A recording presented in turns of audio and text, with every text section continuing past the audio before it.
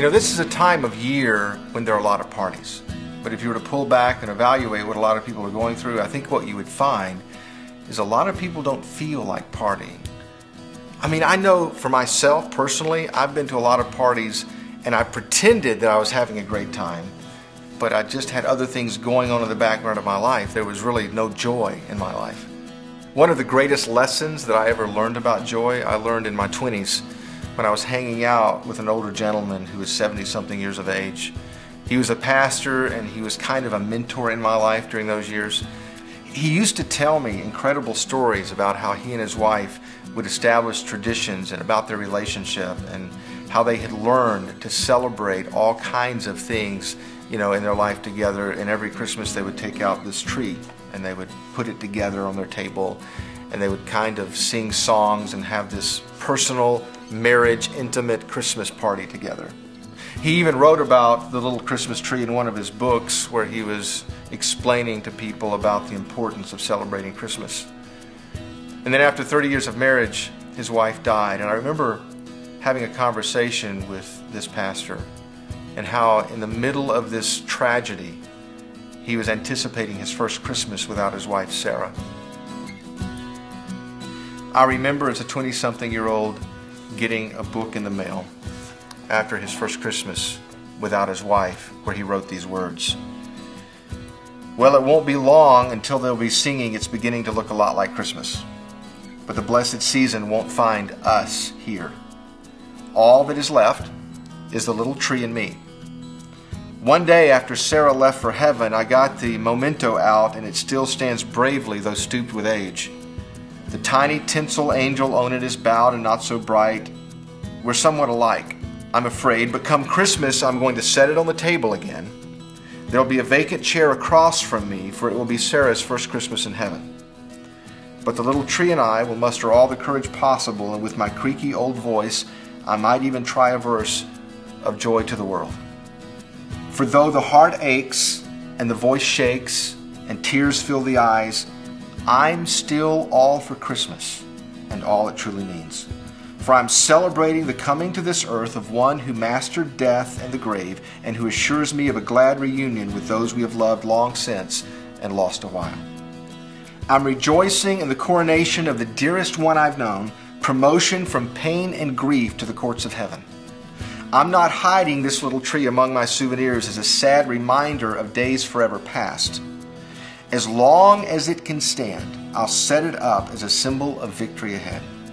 If anybody sees me come Christmas at my table with a little Christmas tree, he might see mixed emotions. But there'll be a song in my heart, for I'm getting ready to move from that little tree to the tree of life beside the river. That river whose leaves mean healing forever for the aches and pains of hurting hearts down here. I keep my little tree here as a reminder of days when times were better. I'd like to set it up over there as a symbol of days when times were worse, just before they turned bright forever. I mean, here's the point. Here's a gentleman in the later years of his life who understands the meaning of joy. Even though he has questions, even though he has doubts, even though the situation seems impossible, even though he feels alone, even though he can't see God's plan, he's making a choice in the middle of all that to trust that God has a bigger picture, to trust that God has a plan, to trust that God is up to something. And the reason he has joy is because his joy isn't attached to his circumstance, but his joy is attached to something greater. I mean, think about the power of this for your children and for your family.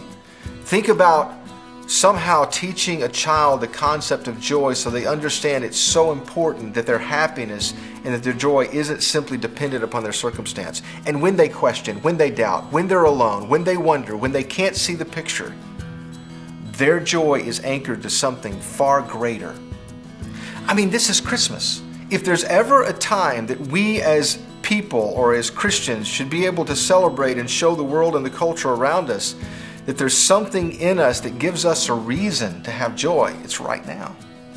And with all the parties and with all the festivity and with all the celebrating during this season of life, we should be leveraging it to show a world that every month, that every season, regardless of the situation, can be a reason to celebrate what it means to have a relationship with God. That's why we define joy as simply finding a way to be happy even when things don't go your way. That's why we're going to go right into the Christmas story and revisit the characters that we've learned about so many different times and see what they can teach us about the real meaning of joy. The first thing that we're going to do is visit Elizabeth and Zachariah in their house. I mean, here's a couple who thought they were never going to have children. God had kind of been silent on that issue in their life. But not only that, for the last 400 years in the culture of Israel, God had been silent. He had not shown up. But He shows up at a point of time. And He makes a promise to them that He fulfills. And that promise ultimately is a symbol of all the promises that God had made up until that time. You see, the reason they discovered you can have joy, and the reason there ultimately was joy in the house of Elizabeth and Zachariah, is because they recognized that God is a God who keeps His promises. And week number 2, we're going to revisit Mary. Remember what the angel said to Mary? Sometimes we skip over this part. We don't really listen closely to the words of the angel. But in the midst of her finding out she was expecting a child, in the midst of this situation where she's trying to sort it out and figure out what to do, the angel leans into her and says to her, hey, don't you know that all things are possible with God? I mean, I don't know how this works for you and your family, but I know for me, when I find myself in the middle of situations that I didn't expect, that seem like they're out of my control, to know and remember that God keeps His promises, to know and remember all things are possible with God, helps move me toward joy instead of doubt and discouragement. And what about Christmas Day? What about the actual day Jesus was born? When the angels leaned down to a group of shepherds to announce to everyone that He had come and that there was joy to the world, that this was an event that was meant to bring joy to everybody. You see why this is important? Because the very birth of Jesus Christ, the fact that God sent His Son to die for us and to live with us and to love us, meant that God was inviting us into a relationship. And that beyond anything else that happens in our life, that relationship anchors us. I can have joy because God keeps His promises. I can have joy because God can do anything and all things are possible with Him. And I can have joy because God sent His Son so that He could have a relationship with me. There was one man in the Christmas story that sometimes is overlooked who really understood that better than most. His name was Simeon. He had spent years at the temple gates looking and waiting and anticipating the birth of Jesus. And this amazing event takes place when Mary and Joseph show up at the temple with Jesus. And he has an encounter with Simeon. And Simeon recognizes in this baby the Messiah. And he recognizes that all of God's plan for all of time has come to fruition. It's interesting that every character in the Christmas story understood the meaning of joy at a different level. Elizabeth and Zachariah believed and understood that God was a God who kept His promises. Mary and Joseph, in the middle of what seemingly was an impossible situation, came to believe that God was a God who could do the impossible. Even the shepherds on that dark night, after hearing the angels, recognized that God had sent His Son so they would never have to be alone, and like the rest of humanity, they could have a relationship with the Son of God. And even Simeon at the temple gate, when he saw Jesus, broke out into thanksgiving and praise. Because at that moment, he knew that God was a God who would keep His word and one day make everything right. So when you think about Christmas, you got to think about joy. You got to think about these stories where people saw God in a way they had never seen God before, and regardless of their situation, regardless of how they felt, regardless of what was going wrong, they understood a principle of throwing a party. That's why Philippians 4:4 says, "Rejoice in the Lord always. I will say it again, rejoice." What Paul was suggesting to those of us who are Christians is that every day should be a party. Every month should be a party. Every season should be a party. That's what Christmas is about. The fact that we can have joy in the middle of any situation or any circumstance. Don't you want to remind your kids this Christmas that even when they have doubts and they're in a situation that makes them question, they can trust that God keeps His promises? And even if they're up against what seems to be impossible odds, that they actually have a relationship with a God who can do the impossible.